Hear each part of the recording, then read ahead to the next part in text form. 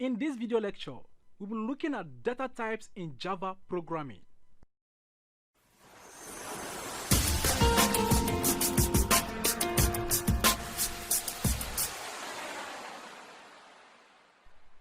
Alright, in Java programming, we have what is called a data type. These data types are inserted inside variables. But variables are nothing but reserved memory locations that stores values. The values that are being stored here are called the data types. Don't ever get confused. I'm going to take it step by step, gradually. It has been a very big problem to many students that they get confused whenever we are talking about variables, especially the beginners. But this is the core of Java programming. Based on the data type of a variable, the operating system can dictate or allocate memory and decide what can be stored in the reserved memory. Okay, by assigning different data types to a variable, you can install something like integers, decimals, characters, or any other thing. We have two types of data types: primitive data types and non-primitive data types. Non-primitive data types can be called reference or object data types. But we are going to concentrate more on primitive data types. In beginner's class, this is where you lay the foundation of Java programming. After teaching beginners for many years, I've learned that beginners who don't grab and understand the primitive data types make lots of mistakes in programming. Therefore, we concentrate more on primitive data types, and later in the course, we go ahead and look at reference or object data types. Primitive data types, we have two of these. We have numeric type and the non-numeric type. Numeric in the sense they contain numbers, and non-numeric in the sense they don't contain numbers. The numeric data types we have are integer data types and floating point data types. And the non-numeric data types you have are character data types and Boolean data types. From here, int, short, float, and double are all types of numeric data types, and the char and Boolean are non-numeric data types. Don't ever get confused. I'm going to explain everything step by step. After this lecture, as a beginner, you also make more research on data types. But I believe that the knowledge you get from here is going to help you, because I'm going to explain everything step by step. Looking at int. Int is a type of numeric data type under primitive data types. It is byte in the sense that it has 8 bits and or 1 bit. Anything 8 bits is equal to 1 byte. So 8 bits makes up a byte. Therefore, int can only have a size of 1 byte. The maximum value is what you are seeing on the screen. That is the highest value you can get for int. That is 214,748,3647. That is the highest. We're going to check it out. If you go ahead and remove 7 and add 8, you can see that I have a red dot here. And if you take it, it will say literal this value of type int is out of range. But anything lower, let's reduce this, you see it doesn't affect it anyhow because it is less than normal value. Okay, the short is a type of integer that is called signed integer. It has 16 bits, or it can be said to be 2 bytes. The next is float. Float is of decimal numbers. On the numeric type, integer takes care of whole numbers, while float takes care of the decimal numbers. So anything decimal is taken care by float data type. Some will call it floating point, and that is the standard.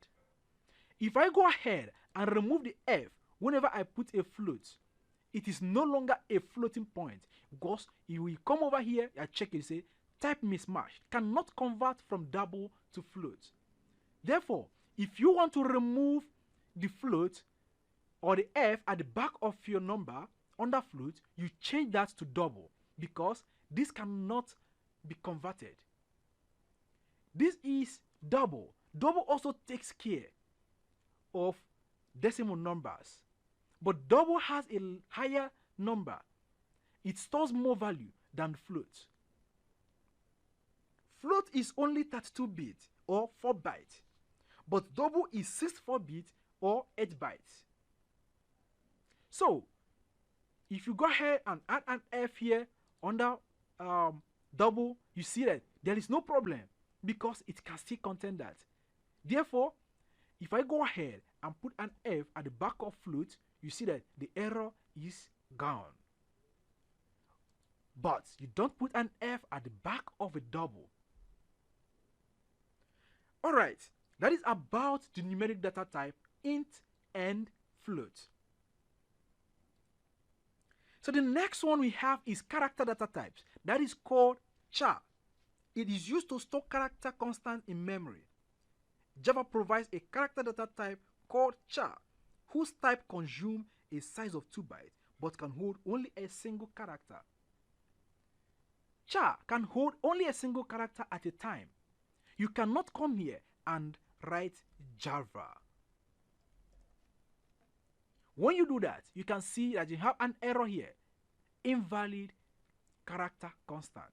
But when you remove everything and leave only J, and that can only contain 2 bytes, and that is okay. The next one we have under non-numeric data type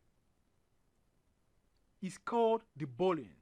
The boolean gives you 0 or 1. That is true or false. So, under boolean, you can always get either true or you get false.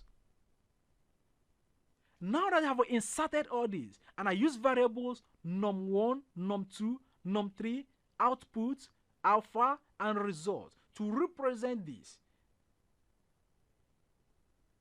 I've added them all over here. Let's go ahead and check out and know if this is going to work out very fine. Remember our data types: int, short, float, double, char, or boolean. If I go ahead and hit on run, down here you can see the results. Integer is the value I gave to num1, and float is the value I gave to num2. Integer is value of 0.5. I hope this is really a mistake, because this is short. Short is integer, or let's put it as short.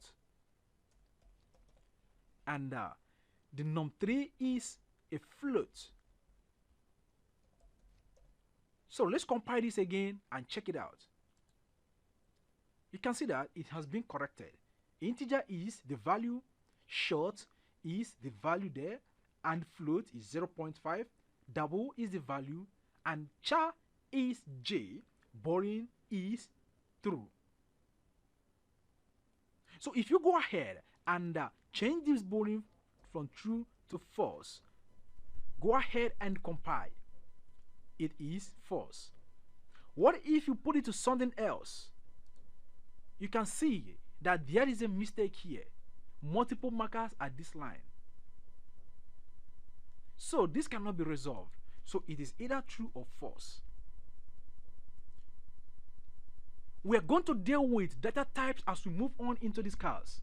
I believe that you've started to grab most of the data types you're going to use as we move on in Java programming, because we must use them always in programming. And that is why we must teach it and we must learn it. I believe that it's very easy to learn and you understand it. Okay, This is all about data types. If you have any question concerning this lecture under data types, please use the question and answer sections, and I'm going to get back to you as soon as possible.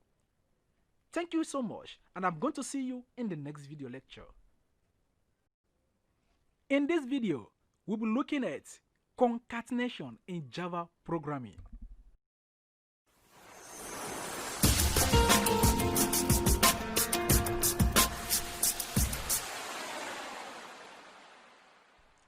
Alright, in Java programming, the ability to combine things together exists. This can be done using a plus sign, and this is known as concatenation. You can be able to join many words together. You can be able to join multiple numbers or do many things together. This is different from mathematical way of adding two numbers together. We are still going to look at how to add numbers together using arithmetic operators, but this is outside concatenation. Concatenation is the ability to join two things together, either two words or two numbers.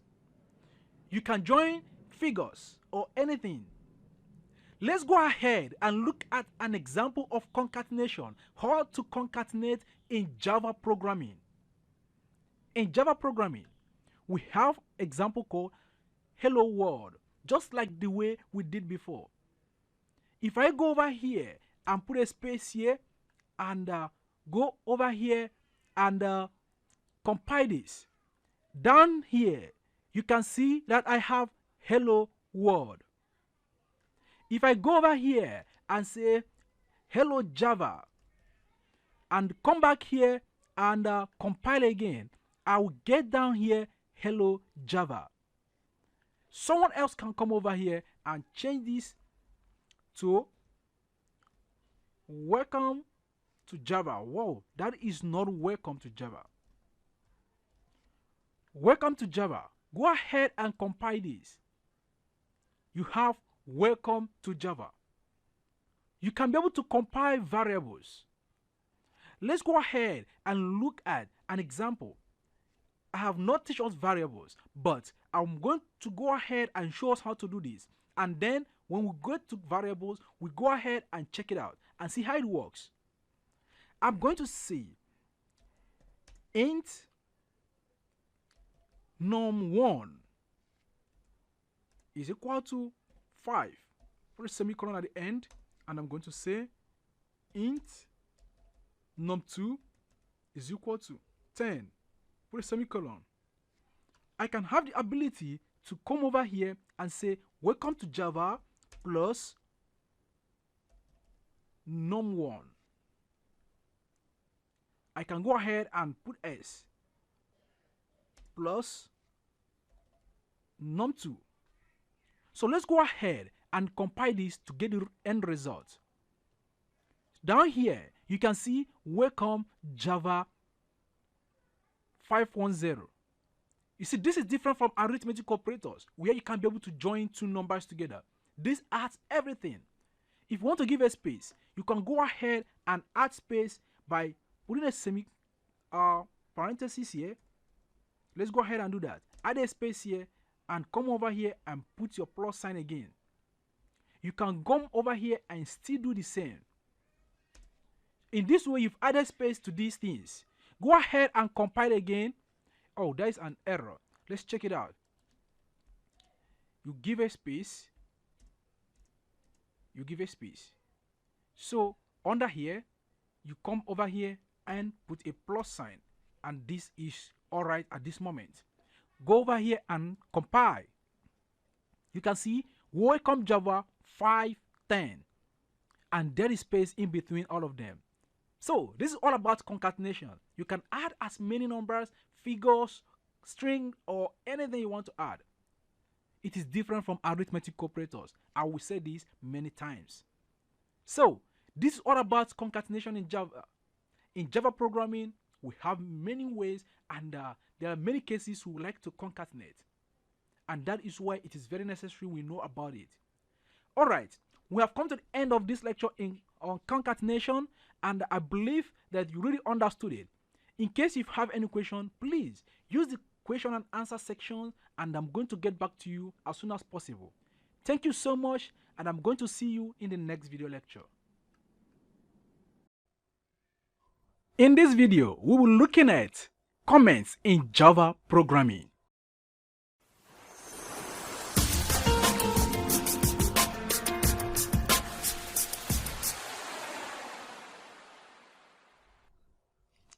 Alright, in Java programming, comments are very important in programming because there is a time a developer creates a whole bunch of codes, and after about 6 months or even 3 months or in next years to come, that developer can never understand what the code is doing again.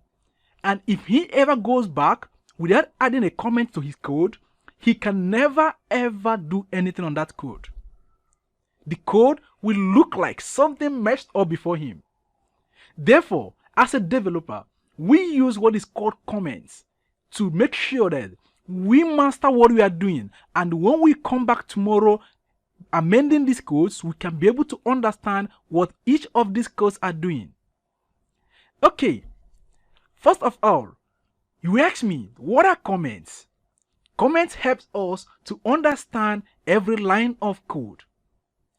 But it is not necessary to go ahead and add comments on every line of code when programming. Because when you do that too much, your code will look messed up, and when you give it to professional developers, they will really look like this is really arrant nonsense. Therefore, what is done is you put your comment where necessary so that tomorrow you can understand what this part of code is doing, and you can be able to modify that in case you want to modify your code tomorrow. We have single line comment and we have multiple line comment. Over here, the first one here is called a single line comment. It can only be done on one line, and it doesn't go more than one line. That is when you put double backward slash or forward slash instead. The next one is called multiple line comments. That can be seen from line number 8 to line number 18. Under here, you can write lots of bunch of comments and let the developer that is going to maintain this code in Fusion know what you are doing. This is in a case where you have multiple developers working on a project. This does not in any way stop your code or do anything to alter your code. Once it is a comment, your code will run very well. Let's go ahead and look at this example just very before us and see how it works out. If I go ahead and hit on run, I will still get that this lecture is all about comments. And you can see system.out.println, this lecture is all about comments. What if I go ahead and change something here and let's know if this is really working out fine? I'm going to say this is comment and go ahead and run this. Down here you can see this is comment. Your code works out fine, but your comment is there to guide you. So I believe that you've understood right now that comments can be applied anywhere, usually at the end or anywhere you just want it to be, but it is either a single line comment or a multiple line comment. When it is a multiple line, you use forward slash with exteris, and you end it with exteris and forward slash. So this lecture is all about comments, and I hope that it is very easy to understand. In case you have any question under this lecture, please try to use the question and answer sections, and I'm going to get back to you as soon as possible. Thank you, and I'm going to see you in the next video lecture. In this video lecture, we'll be looking at arrays in Java programming.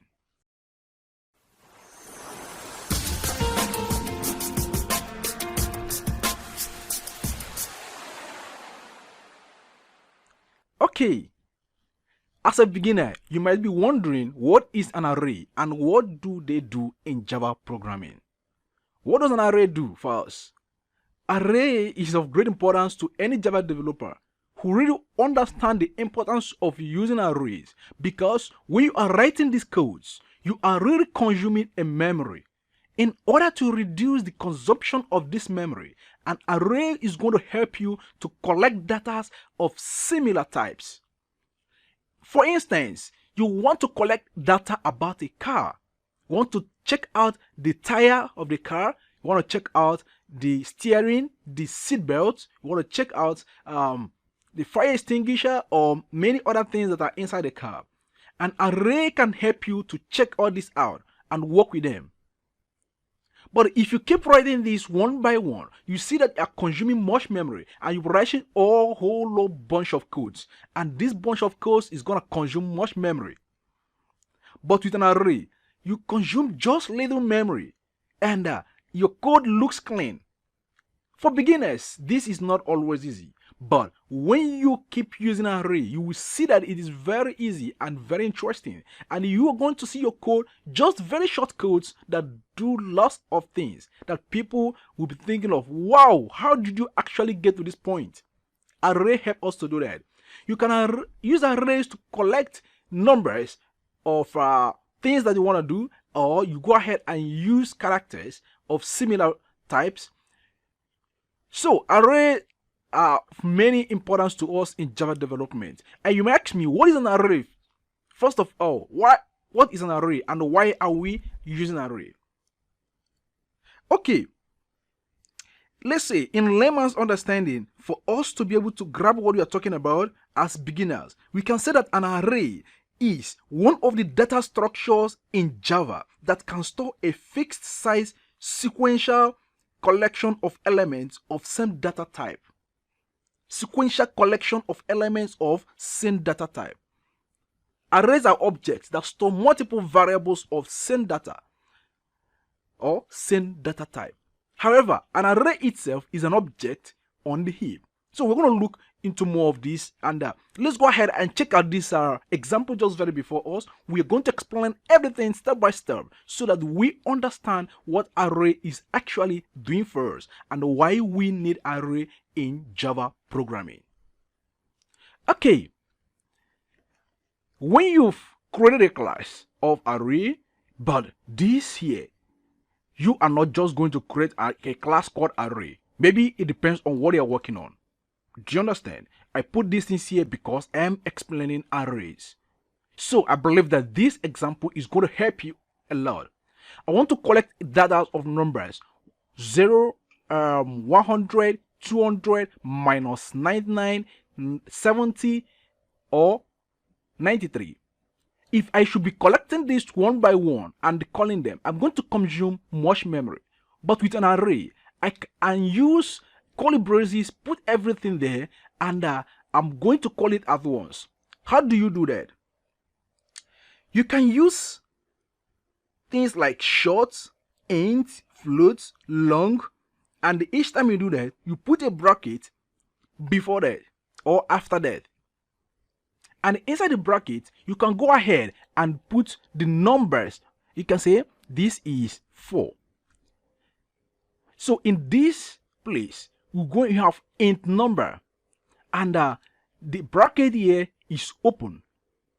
But I put 4 because here we have array 100, 200, minus 99, 70, and 91. If you count this, it is 5 in number. And in array, the index starts from 0. Therefore, the first one here, 100, is index 0 and not 1. So you must be very careful. So what we have here is 0, 1, 2, 3, and 4, and not 5. This is where most beginners make mistake. And if you strike it at this point and get it right, then you are gotten everything. So to call an array, I use what is called a loop. You might have gone through a loop, or you might have not understand the loop, but I will advise you, don't ever worry yourself, because we will be treating for loop or any other loop in this class. Okay. let's go ahead and make sure everything works out fine. I'll go ahead and remove this because I don't even need it. So I'm using for loop. I'm using for loop here to call this array. If I go ahead and strike off this down here and go ahead and run this code, you can see just down here that I have these numbers printed out: 100, 200, minus 99, 70, and 93. So this is the work of an array, and it is just very easy. So someone might go on and say, I want to call strings of array and not just numbers. How do you do that? You go ahead and use this one just down here. Let's go ahead and check out this guy here. We have a string array, and these arrays are of kettle, pot, cup, jug. I'm using just the same for loop here. I say for string equal string name names. It's going to call all this here. Let's go ahead and check it out by going over here and run this code. Down here, you can see I have kettle, pot, cup, and jug, and this is the work of an array. Without an array, I can't get it this way. Else, I'm going to write this code multiple times in order to generate the result I just got down here. And in doing that, I'm going to create some bunch of codes. And as a developer, you make your codes to be clean. And that is why array is being introduced in Java programming. For instance, I'll go ahead and remove everything from here, and it's gone. And so I might say, well, I have this here, go ahead and remove this from here, and this is clean right now. So let's go ahead and put system.out. I hope my system is not freezing at this moment, so that we go ahead and do this immediately. System.out.println. So let's go ahead and call arrays of any number that you want. But because this is a beginner's course, I'm not going to go ahead and put much confusion on us, so that we go on and check out this one we are doing. So let's go ahead and say number 4 and come over here and press semicolon at the end. Or you go over here and put an I, and it's really gonna work out fine. If you call the index number of what you're using and come over here and click on this, it's gonna print out the number you want to use. You see, I call array of 3, and I'm just giving 70. So I want to show us that you can be able to call this one by one, and they will come out one by one. If I go ahead and put array of 0 and come back here and refresh this page, I'm going to get 100. So this is array of numbers, and the first index here is 0. So when you put this index 1 you're going to get the result out here. You can see I have 100 here. So if I go on and remove 0 and add 1 and go over here and click on this, is giving me 200.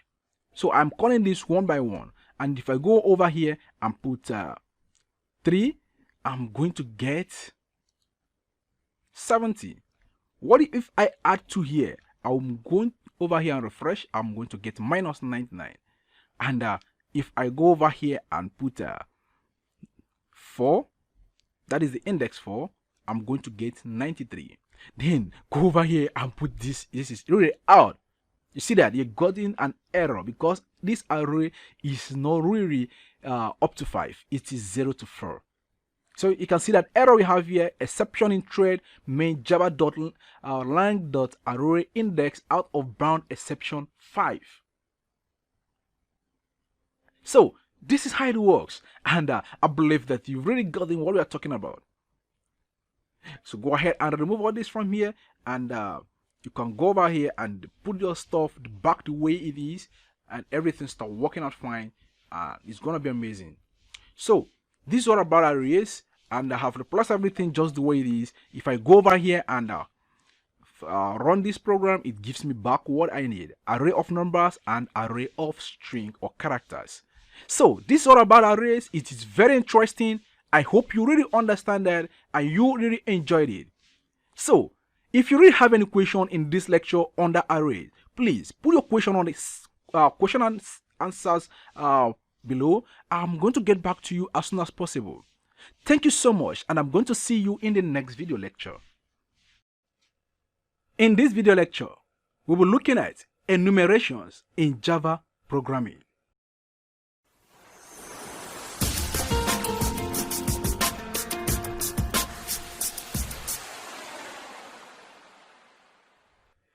Alright, in Java programming, we have what is called enumeration. It was introduced in Java 5 version. Enumeration, what is enumeration and why are we using that in Java? It helps us to restrict variables to have only a few predefined values. And these values that are listed in enumerated form are called enums. So, with the use of enums, it is possible to reduce the number of bugs in your code. That is why it is very important. And it was introduced in Java 5.0. Very, very interesting. You can see that just very before you. I'm going to explain this step by step. We want to understand what everything does and why we are using that. Advantage of enumerations. Before we go ahead, start to explain the advantages of it. Let's go ahead and explain this code to see how to use enumerations. Alright, this is a code where we are selecting a type of shoe. The shoe will be either for a male, for a female, or for kids. I think this should be for adults or for ladies or male. Yeah, I think they're all the same. Yeah, so you either go for a male shoe, for female shoe, or for kids. So between kids, we are not looking at male or female there. Okay, we use the enum to check the shoe type. So here, we are using enum we created a class called shoes. And this class is holding the enums male, female, kids values. So under here, we're selecting the type of shoes. Okay, in the next class called let'senum, we have our main method here. So here, I created a new object called nice shoes from the class shoes. So I created a new object called nice shoes. From here, the nice shoes, we go ahead and check out the type of shoe that we have. Is the shoe for male, for female? So let's go ahead and check it out and see how it works. We are using system.out.println to be able to see the type of shoe that we have selected. So if I go ahead and run this, you see that the type of shoe selected down here is male. Let's go ahead and change this to female shoes. So this is for female. If we go ahead and run this code, we are going to get a result that type of this shoe is female. You see over here under system.out.println that the new object called nice shoes select the type of shoe that is being selected and pops it out. So this is what enums helps us to do a lot. When you begin to write some bunch of codes, it's going to help you to reduce bugs and you're going to enjoy it so much. If you go ahead and change these female shoes to kids and go ahead and let's go ahead and check it out. Okay, go ahead and run this code and the shoes type selected are for kids. So with this, you can be able to keep your code clean. Alright, let's go ahead and give you the advantages of using enum because it is very important in Java programming. As a beginner, you might not understand it, but I believe that this example really made you to understand what you are really doing, because you can be able to write a code for a car whereby you're selecting the engine, the seat, the steering, or any other thing.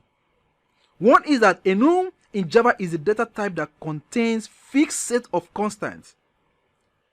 One advantage is that it helps to improve type safety. It can be easily used in Swish, it can be traversed, and it can have fields, constructors, or methods. Enum may implement many interfaces but cannot extend any class because it internally extends a enum class.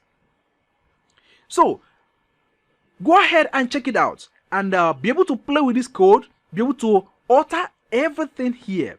I believe that I really explained this so well for you. You first of all create a class of what you are really doing, and then you go ahead and create a new object of that class so that you can be able to do what? To select at every point in time, and the new object will check out what you've selected. So I believe that this is straightforward and you understood everything about enum. In case if you're having any question under enum, please try to use the question and answer sections, and I'm going to get back to you as soon as possible. Thank you so much, and I'm going to see you in the next video lecture. In this video lecture, we'll be looking at keywords in Java programming.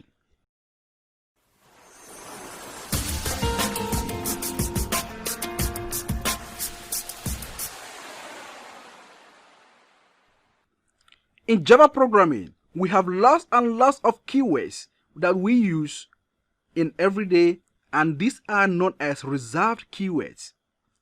They are reserved keywords because you as a developer, you are not authorized to ever use these keywords when you are programming, or you are not authorized to use it in a way that it is not supposed to be used. Keywords in Java programming help us a lot, and we can't do without using keywords in Java programming. So let's look at the keywords that we have in Java programming, and we got to know them so that in future we know when we are using keywords, and we should know that these keywords are reserved keywords. Each keyword has a specific meaning in Java, and it cannot be used as a name of variable, it cannot be used as a class, it cannot be used as a method. It is important to develop a program. So Java is also a case-sensitive language. All the keywords are in lower cases. None of these keywords are in uppercase. So over here, we have a keyword abstract. You don't use this any other place. You don't just misuse it. If you go ahead, for instance, and say system.out.println, and you go ahead and say abstract, Java is going to mark this because there's a problem here.